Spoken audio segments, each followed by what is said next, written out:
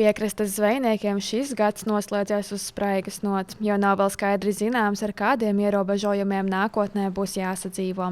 Šobrīd Viedās administrācijas un reģionālās attīstības ministrijā aplūko aizsargājamo jūras teritorija dabas plāna priekšlikumu, kur līdzšinējā versija paredzēja stingrus ierobežojumus piekrastes zvejniekiem, kā arī sportam un atpūtai uz ūdens. Dabas aizsardzības plāns tiek izstrādāts īpaši aizsargājamām dabas teritorijām, lai informētu politikas veidotāju, respektīvi ministriju, par esošo situāciju, visu pieejamo informāciju, tā skaitā zinātnisko informāciju, lai ministrija varētu veidot politiku, kas ir zinātnes rekomendācijās un ekspertu viedokļos balstīta. Dabas aizsardzības plāns ir ar ieteikuma raksturu, kas nozīmē, ka ministrijā gala variants nonāks tikai pēc sabiedriskajām apspriedēm.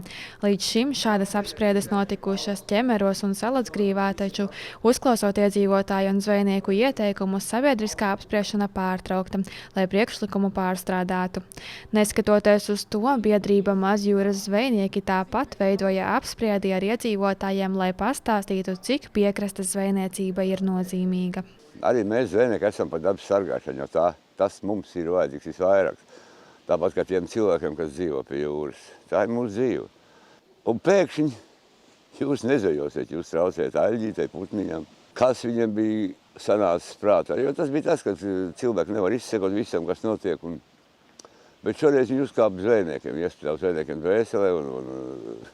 Ja tas projekts būs realizēts, tad tas principā piekrastes zvejniecība tikai tiek likvidēta. Zvejnieki jau tā ir maz palikuši. Būtu otrādi taisni jāsargā tie zvejnieki. Zvejniekiem būtu jābūt pirmajā vietā, nevis putniem un aļģiem. Piekrastes zvejnieks ir pats zaļākais zvejnieks.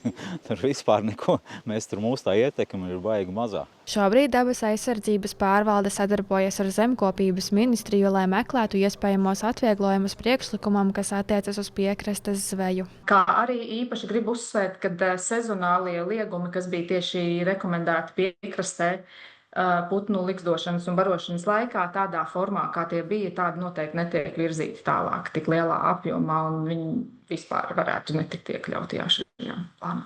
Pēc priekšlikuma pārstrādāšanas iedzīvotāji atkal varēs doties uz sabiedriskajām apspriedēm, lai uzklausītu jauno versiju un dalītos savā viedoklī.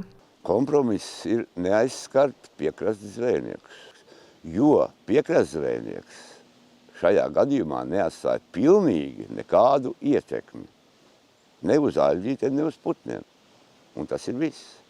Ja sākumā mēs jau bijām gatavi sarunai, bet tad, kad mums nolika fakts priekšā karts, kur viss piekrasts gandrīz aizvērt, dārgie, ne centimetri. Tur nevar būt nekāda kompromisa. Tur zvejniekam ir jāzvejo. Tur vispār nevar nekādas atkāpes būt. Liegumus viņi var taisīt, likt, bet zvejniekam jābūt izņēmumam. Ir jāzvejo. Kompromiss šeit ir pilnīgi noteikti nepieciešams, un man nav šaubu, ka tieši sabiedriskās apspriešanas procesā visi šie iesniegtie iebildumi, viedokļi tiek vērtēti un attiecīgi ņemti vērā, un tad dabas aizsardzības plāns tiks nodots atkārtotai sabiedriskai apspriešanai. Visticamāk, tas varētu būt nākamā gada pirmajā pusē. Pēc sabiedriskajām apspriedēm ministrija izvērtēs iedzīvotāju viedokļus par pārstrādāto priekšlikumu un izvērtēs turpmākos soļus tā īstenošanā.